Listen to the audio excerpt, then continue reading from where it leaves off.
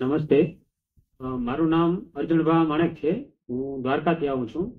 હું આરએસએસ રાષ્ટ્રીય સ્વયંસેવક સંઘ છે એની સાથે જોડાયેલો છું. અહીંયા અમારે કાર્યવાહની જવાબદારી છે. 25 ગામમાં અમારે એનું કાર્ય જોવાનું હોય. હમણાં શતાબ્દી વર્ષ ચાલે છે એટલે અમને એવું ધ્યાનમાં આવ્યું કે મનોજભાઈ ગ્રામ વિકાસની બેઠક લઈને અમારા ગામમાં આવેલા વાછુમાં. ત્યાં બેઠક થઈ, ત્યાં બધી વસ્તુનો પરિચય થયો અને જાતા જાતા અમને એ વસ્તુ આપી ગયા, સાબુન ને શેમ્પુ ને તેલ ને એવા 3-4 વસ્તુ આપી ગયા. એટલે અમે ઉપયોગ કર્યો. છેલ્લા એમાં આરએસએસમાં વર્ગ આવે પ્રાથમિક પ્રથમ. જ્યારે અમે પ્રથમ વર્ષમાં હતા ત્યારે મનોજભાઈ સોલંકીનો જ્યાં બૌદ્ધિક આવેલો, એ બૌદ્ધિકમાં આપણે પ્રાકૃતિક વસ્તુ કઈ રીતે વાપરવી ને એવું હતું. એટલે છેલ્લા એ વર્ગમાં 2 વર્ષ પહેલા વર્ગ થયો ને ત્યારથી જ મેં નક્કી કર્યું કે આજથી આપણે સાબુન ને શેમ્પુ વાપરવાનું બંધ.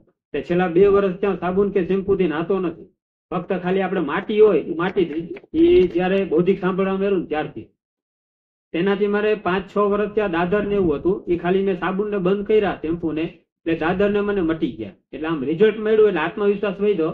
આ શરૂઆતમાં જયારે પેલા નાવાનું ચાલુ કર્યું ને, એટલે જયારે મગનભાઈ હારે વાત કરી કે વાંદરો હોય એને વીછી કરડી જાય, પછી એને દારૂ પીવડાવવા પછી ભૂત ચોટે, એવી હાલત થાય પ્રાકૃતિક ખેતી કરી.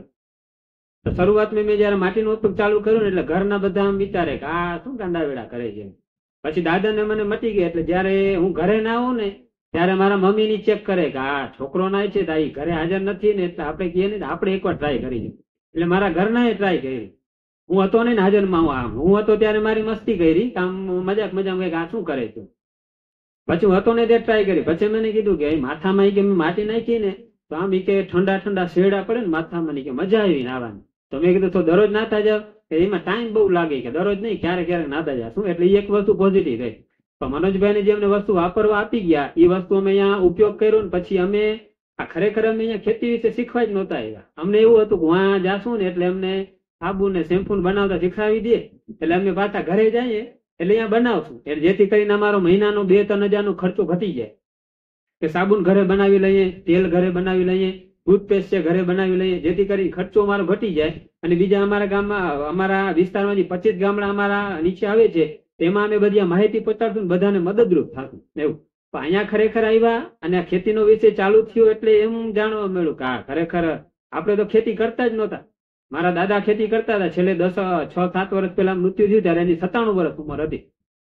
એ 97 વર્ષે મૃત્યુ પામ્યા ત્યારે એની પેલા નાનકડો હતો ત્યારે વાત સાંભળવા મળે કે આપણે તો ખાલી બાજરો હતો, 1 કિલો બાજરો વાવ્યો હતો ને એમાંથી તો 30-40 મણ એટલું બધું થઈ ગયું, કિલા 2 કિલામાં. કેમ કે અમારી જમીન એમને પડેલી હતી. તો અહીંયા આવીને ખબર પડી કે બધું એમાં જે પોષક તત્વોની કાર્બન નથી પડેલું, એના કારણે થઈ. પછી ઈ જ બીજ લઈને બીજા વાવ્યું તો એના ખેતરમાં થયું નહીં. મારા દાદાને એ ખુદ વાત કરતા મેં સાંભળી છે કે બીજા ઘણા લઈ ગયા, પછી થયું નહીં. તો પછી હવે અત્યારે મારા પપ્પા ખેતી કરે છે, તેમાં ઉત્પાદન ઓછું થઈ ગયું. તો મને એવું ધ્યાનમાં આવ્યું કે જો મારા દાદા ખેતી કરતા આટલું ઉત્પાદન હતું, મારા પપ્પા ખેતી કરે છે આટલું ઉત્પાદન છે, તો હવે હું ખેતી કરીશ તો મારા ભાગમાં તો કઈ આવશે જ નહીં.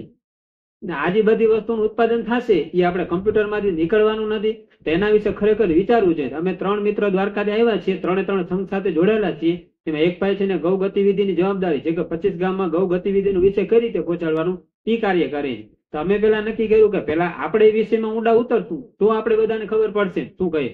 અહીંયા આવીને ખરેખર 3 દિવસ અહીંયા અમે આવ્યા ને એવો અનુભૂતિ થઈ એમ કે ખરેખર પેલા જે ગુરુકુલ ને બધા હતા એમાં ઋષિ મુનિઓ હતા કે હજારો વર્ષોનું બધું જ્ઞાન ને એકઠું કરીને આપણે ટૂંકી ભાષામાં આપતા હતા. તો અહીંયા જે ખરેખર જેટલા બધા અહીંયા સત્ર લીધા, અલગ અલગ જેટલા વક્તા આવ્યા, એ ખરેખર જે પેલાના ઋષિ મુનિઓ હતા ને એવી અનુભૂતિ થઈ કે ઋષિ મુનિઓ જેવી રીતે શીખડાવતા હતા ને એવું શીખવા મળ્યું કે એકદમ સરળ ભાષામાં. અને ખરેખર ખેતીનું વિજ્ઞાન શું છે ને એ ટૂંક 3 દિવસમાં જે ખરેખર 10-15 વર્ષથી 2008-9 કદાચ ચાલુ, 10-15 વર્ષ ત્યાં ચાલુ છે. તો 10-15 વર્ષનું જે નીચોડેલું જ્ઞાન હતું ને એ 3 દિવસમાં પીરસી ગયું. અમારા ટૂંકમાં કઈ અહીંથી અમે જાશું ને તો આમ પગ અમારા છે ને આમ ઉપર આવશું, અમે થોડાક આમ ઉપર થઈ જશું. અમને આટલું બધું શીખવા મળ્યું.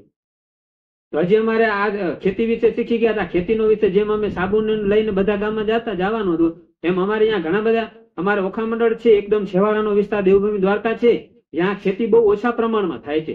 એટલે એમાં કેમિકલ ને બહુ નાખાય. કેમિકલ થી હજી અમે પરિચિત નથી થયા, એટલા કે મને નથી ખબર કેટલી દવા શું નાખે. મારા પપ્પા લઈએ, મારા પપ્પાને એટલી દવા નથી ખબર.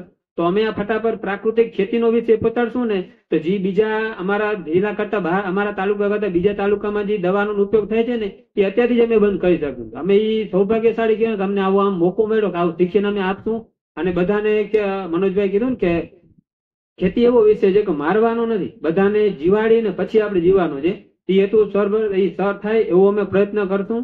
અહીંયા જે અમને અનુભૂતિ રહી છે ને કે આમ જેટલા પૈસા દેતે જે ઇન્ટરેસ્ટ થી શીખડાવતા નથી ને, કે પૈસા દઈને આપણે પ્રશ્ન પૂછવો પડે કે આમાં શું આમાં શું, એના અહીંયા ફ્રીમાં વસ્તુ પકડીને શીખડાવવામાં આવી જાય. આમાં આમ જ થાય, આમાં આમ જ તમારે કરો, પકડીને શીખડાયેલું છે. તો એ જે આનંદ થયો ને આનું અમે ઋણ એ ચૂકવી શકે. વાં જેને અમે ખેતી કરીને બીજાને શીખડાવીએ ને એ ઋણ છે. બાકી અહીંયા અમે આ ઋણ અમે ચૂકવી જ નથી શકવાના.